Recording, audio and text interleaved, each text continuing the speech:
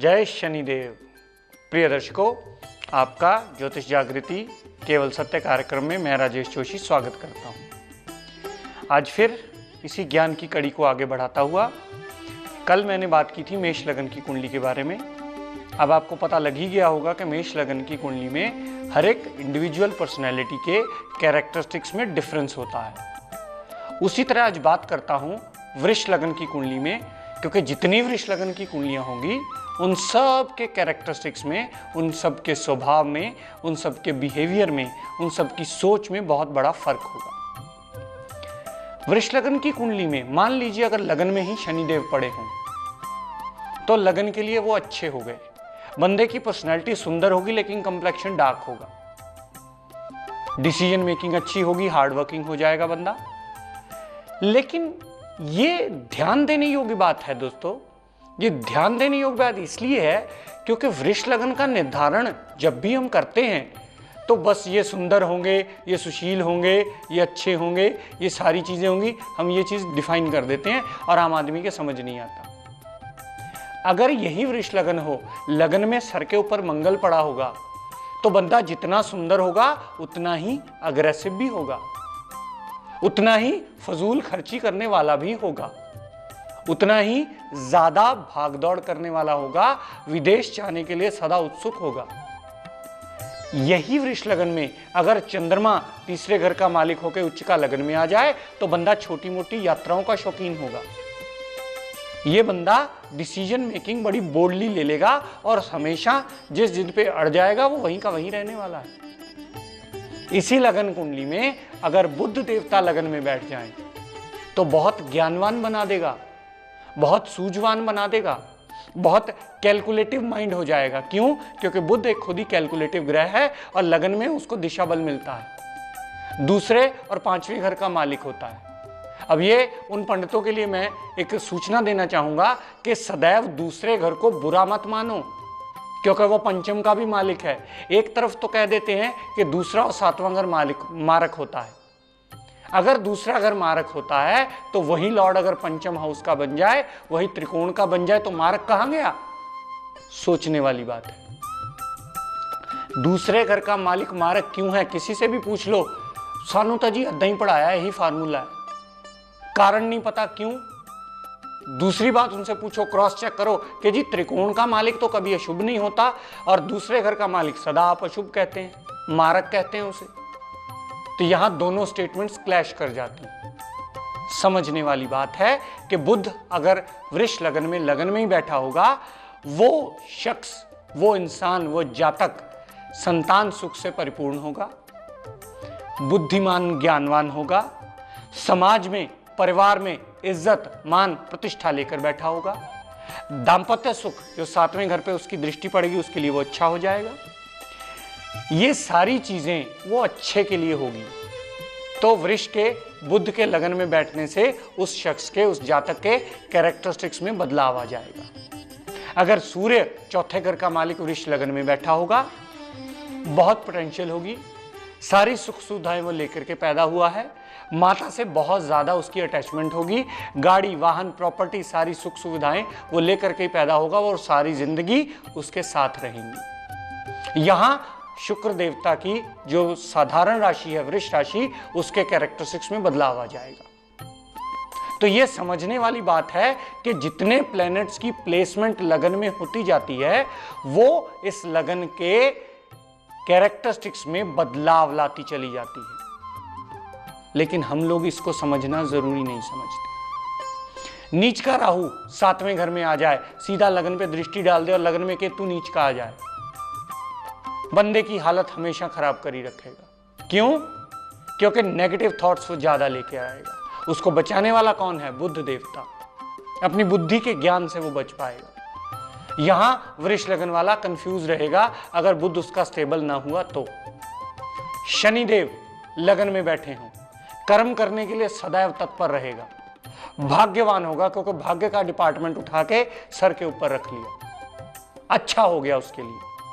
बृहस्पति देवता लगन में बैठे हों, बृहस्पति को दिशा बल मिल गया, अच्छा। लेकिन इस कुंडली में मारक ग्रह हेल्थ की प्रॉब्लम्स और ऑब्स्टेकल्स वो लेकर के आएगा और वो साथ में चलने वाली हैं आपके। ये हमें समझना बहुत जरूरी है। फिर उसके बाद इसकी जो प्लेनेट नेटल चार्ट में अच्छा या बुरा बैठा है उसकी नमाश में स्थिति क्या है।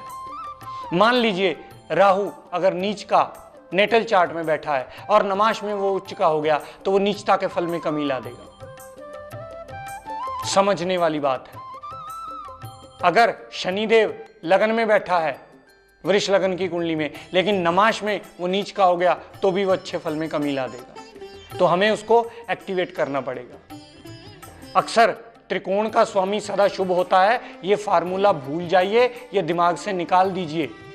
वृष लगन की ही कुंडली में अगर 5वें घर में शुक्र देवता आ जाए लगन का मालिक होकर के तो वो वहां नीच हो जाएगा और बंदे की हालत खराब कर देगा। मैं अक्सर किसी विद्वान का प्रोग्राम सुनता हूं, उसमें वो बोल रहे थे कि छठे घर का मालिक अगर कहीं भी चला जाए तो उस भाव को खराब करता है। मैं उनसे हाथ जोड़ के विनम्र विनती से पूछना चाहता हूं कि अगर छठे घर का मालिक लगन लॉर्ड भी साथ में हो तो क्या वो खराब करेगा? नहीं करेगा, बचाएगा वो। क्यों? क्योंकि वो लगन लॉर्ड है और लगन लॉर्ड कभी अशुभ नहीं होता जब तक वो अच्छी जगह प्लेस्ड हो। तो अगर वो बुरी जगह प्लेस्ड हो जाएगा तो वो बुरे फल देगा 6, 8, 12 में या नीच का, नहीं तो वो सदैव अच्छे फल देने वाला है। इसी तरह स्कॉर्पियो लगन की कुंडली में भी छठे का मालिक मंगल बनता है। कहीं भी कुंडली में बैठ जाए लोग कहते हैं खराब करता, नहीं करेगा क्योंकि वो लगन लॉर्ड भी साथ में है। ये क्यों भूल जाते हो आप? एक तरफ कहते हो त्रिकोण सदा अच्छा होता है, त्रिक सदा बुरा होता है। जब दोनों का मालिक एक जैसा हो जाए तो कैसे डिसीजन लोगे? 1, 5, 9 की सदैव दूसरी राशि कहीं ना कहीं 6, 8, 12 में होगी। आप मेष से मीन लगन की कुंडली तक इसको कैलकुलेट कर लीजिए, हर चीज मिल जाएगी आपको। मेष लगन की कुंडली में लगन का मालिक मंगल, अष्टम का मालिक मंगल, नवम का मालिक बृहस्पति, 12वें का मालिक बृहस्पति। वृष लगन की कुंडली में लगन का मालिक शुक्र देवता, छठे का मालिक शुक्र देवता। मिथुन लगन की कुंडली में 8वें घर का मालिक शनिदेव, नवम घर का मालिक भी शनिदेव। कर्क लगन की कुंडली में छठे घर का मालिक बृहस्पति, नवम घर का मालिक भी बृहस्पति। सब लगन कुंडलियां आप बैठ के कैलकुलेट कीजिए, 1, 5, 9 की सदैव दूसरी राशि आपको त्रिक में मिलेगी। कहीं ना कहीं एक राशि त्रिक से जरूर जुड़ी हुई होगी, जो त्रिकोण का मालिक भी होगी और त्रिक का मालिक भी होगी। उसकी प्लेसमेंट उसके बाद डिसाइड करेगी कि वो कितना अच्छा या कितना बुरा होने वाला है। सदैव ये कैलकुलेशन में हम गलती करते आते हैं, एक ही लगन को डिफाइन कर दिया, ये लगन वाले ऐसे ही होंगे। नहीं होंगे मेरे भाई, नहीं होंगे। हाथ जोड़कर उन ज्योतिषियों से विनम्र विनती करूंगा कि इस दिशा को सही दिशा ही रहने दीजिए। इतना मत उछालिए कि एक आम आदमी परेशान होकर भटकना शुरू कर दे, पैसे भी खर्च कर दे और बाद में आपको बद्दुआएं भी दे। फलाने कोल गया सी 5000 लवाता, फलाने कोल गया सी आ कराता। इससे अच्छा है आप खुद सीखिए और समझिए। इस इंस्टीट्यूशन ने आपको एक और व्यवधान दिया है। मान लीजिए, मैंने पहले भी इस बात की चर्चा की थी, मान लीजिए आप शिक्षा ग्रहण करना चाहते हैं, आपके पास वक्त नहीं है, तो निमित्त मात्र छोटी सी आप शुल्क दे करके, छोटी सी फीस आप दे करके सीडी ले जा सकते हैं। जब आपका कन्वीनियंस लगे, जब आपको ठीक टाइम लगे, आप उसे देख करके सीख सकते हैं। आपके अंदर ज्योतिष को भरना है मुझे, जैसे वो कूट कूट के मसाला भरते हैं ना फीमेल लोग करेले में, वैसे आपके अंदर कूट कूट के भरना है मुझे ज्योतिष। आपको जागरूक करना है, आपको दिखाना है कि ये विद्या इतनी बुरी नहीं है जितनी हमारी पंडितों ने बदनाम कर दी। समझना पड़ेगा इस बात को। न उठोगे तो मिट जाओगे हिंदुस्तान वालों, तुम्हारी दास्तां तक भी ना होगी दास्तानों में। अभी भी उठने का वक्त है। उठो, जागो, समझो, देखो, किसी के मोहताज मत बनो। खुद की मदद खुद करनी है आपको। लगन आपको खुद डिसाइड करना है कि मेरा लगन लॉर्ड कहां पड़ा है, मेरे लगन पे कितने पापी ग्रहों का प्रभाव है, मेरे लगन पे कितने अच्छे ग्रह बैठे हैं, कितने बुरे ग्रह बैठे हैं, कितने अच्छे ग्रह उसे देख रहे हैं या कितने बुरे ग्रह उसे देख रहे हैं। यह डिसीजन आपको लेना है। कुंडली ड्रॉ कीजिए। कुंडली ड्रॉ जरूरी नहीं है कुंडली 500 में ड्रॉ होगी, 1000 में ड्रॉ होगी, नहीं। एक 10 रुपए में पराशर का पेज निकाल लाइए, उसमें आपको हर चीज लिखी मिलेगी, हर बल लिखा मिलेगा, साथ में नमाश कुंडली, दशमाश कुंडली भी मिल जाएगी। इस चीज को समझना पड़ेगा आपको, लेकिन उसके लिए कर्म आपको करना है। गीता में पहला श्लोक लिखा है कृष्ण जी ने, कर्मण्येवाधिकारस्ते मा फलेषु कदाचन।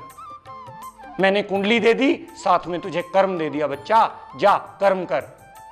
कर्म गति ही आपकी कुंडली का निर्धारण करके उसे इंप्रूव कर सकती है।